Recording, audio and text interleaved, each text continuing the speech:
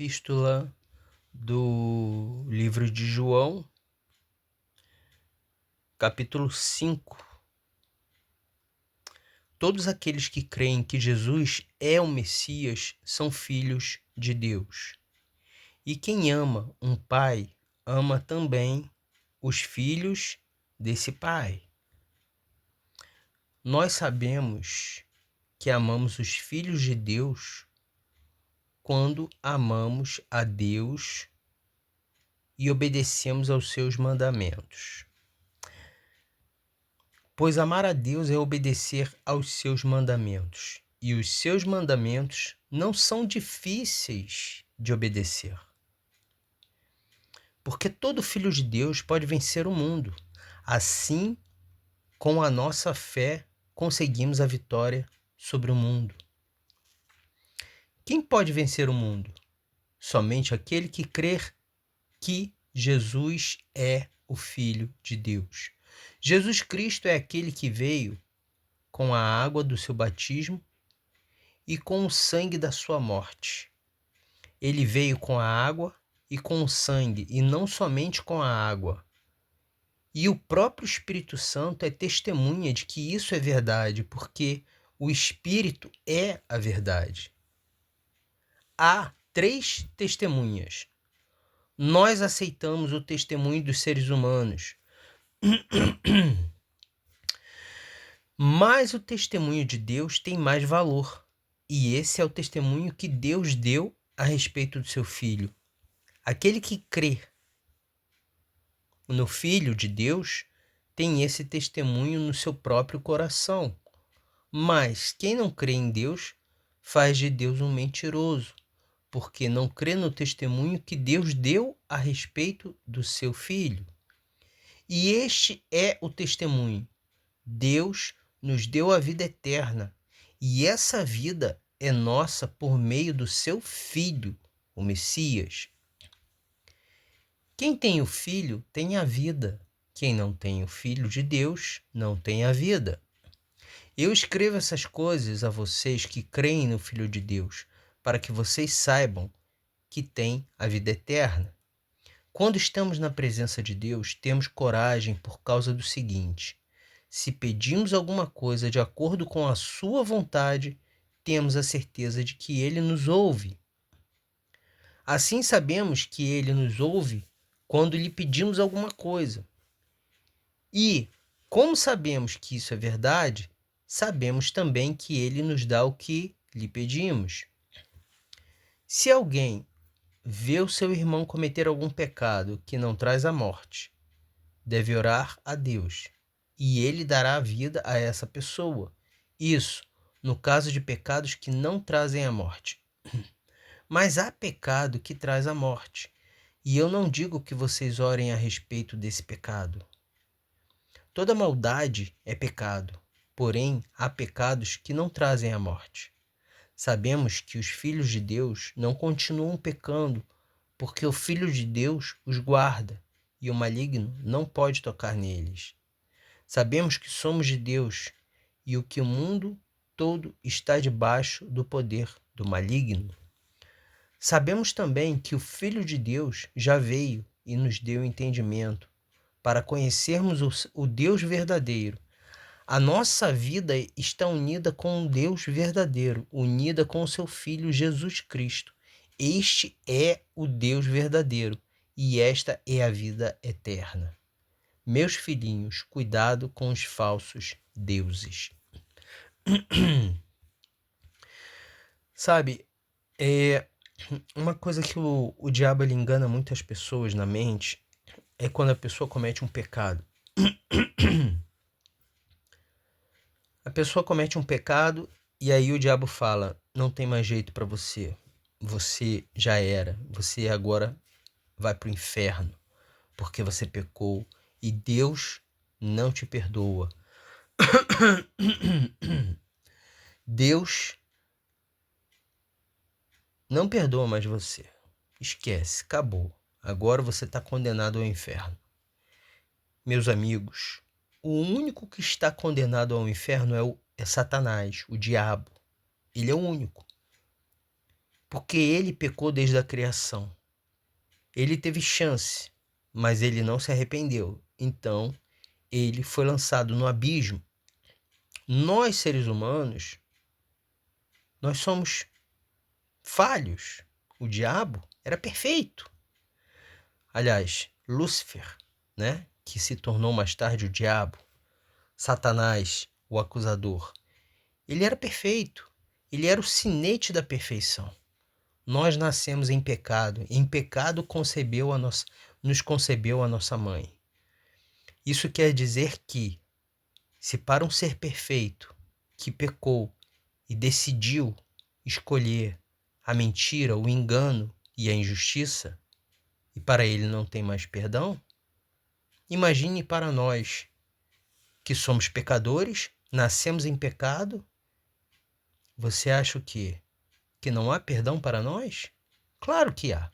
Então, se você cometeu algum pecado, por mais grave que seja, ainda há chance para você. Não deixe o diabo enganar você na sua mente. Porque imagina, Davi, o segundo coração de Deus, o homem segundo o coração de Deus, cometeu um pecado horrível. Ele tomou a mulher de um dos seus soldados, homens, um de seus valentes, e simplesmente colocou esse homem na linha de frente de batalha para que ele morresse. E Saul, ele apenas desobedeceu o profeta. Veja que o pecado de Saul foi bem menor, aparentemente falando, do que em relação ao pecado de Davi. Mas qual foi a diferença entre Davi e Saul? O coração. Entende? Quando você perdoa os seus devedores, Deus ele perdoa você. Até porque existe a oração do Pai Nosso que diz sobre isso. Perdoai as minhas dívidas, Senhor, assim como eu perdoo aos meus devedores. Então, quando você perdoa os seus devedores, Deus ele perdoa você. Você tem um coração disposto. E é isso que Deus quer. Veja, Davi, quando pecou, ele se arrependeu. Ele reconheceu o erro. Ele se humilhou perante a Deus, buscou o perdão de Deus. Já Saul não. Saul foi orgulhoso. Mesmo tendo sido um pecado menor que o de Davi, Saul foi orgulhoso. E o orgulho destrói o homem. Foi assim com o diabo. O orgulho destruiu Lúcifer. Ele andava sobre as pedras preciosas, era o sinete da perfeição, belo, formoso, sábio. Tudo isso corrompeu o coração de Lúcifer, fazendo ele achar que poderia estabelecer o trono dele acima do trono de Deus. Então Deus deu um tempo para ele se arrepender. Mas o que ele fez durante esse tempo? Ele arrastou a terça parte dos céus, das estrelas, junto com ele nessa mesma rebelião. Ou seja, ele arrastou anjos e miríades de anjos na rebelião que ele mesmo criou. Então veja que o coração dele transformou ele naquilo que ele é hoje. Assim foi com Saul também, que acabou tirando a própria vida. Enquanto Davi passou por uma fase muito difícil, muito ruim, isso você pode ver lá em Salmos, mas ele se reergueu, entende? Então, se você é humilde, se você se humilhar perante a Deus, você tem chance. Não pense para você que para você tá tudo acabado, que não tem mais jeito. Tem gente que chega a tirar a própria vida, porque o orgulho é tão grande que não se humilha perante a Deus, não pede perdão, não busca uma reconciliação. Deus ele está pronto para te perdoar. Ele está de braços abertos. A sua própria consciência fala para você que esse não é o seu lugar. Que o que você escolheu fazer da sua vida não é o melhor para você. Isso não tem trazido felicidade para você. Isso tem trazido somente depressão para você. Deixado você para baixo, não querendo mais viver. Mas tem uma solução para você. Jesus Cristo é a solução. E Ele está aí onde você está agora. Basta você se arrepender, se humilhar perante Ele, se voltar para Ele. E Ele se voltará para você.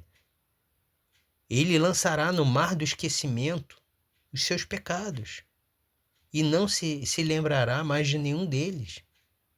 Basta você apenas se arrepender. Basta você apenas se entregar, se voltar para Ele, se render para Ele. Porque todo filho de Deus pode vencer o mundo, assim como a nossa fé conseguimos a vitória sobre o mundo. Então, se você desobedeceu a Deus, não tem importância. Se levante. Se levante. Ele é fiel e justo para te reerguer. Basta você abandonar o que você tem feito, mudar. Ainda há jeito para você. Não pense que está tudo acabado, porque não está. E outra coisa, muitos que estão caminhando na fé hoje sentem um fardo pesado. E esse fardo não é de Jesus. Porque Jesus diz, o meu fardo é leve.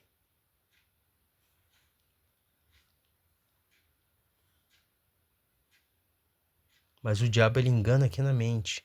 Ele acusa, como ele sempre foi, razão pela qual ele se tornou Satanás, o acusador.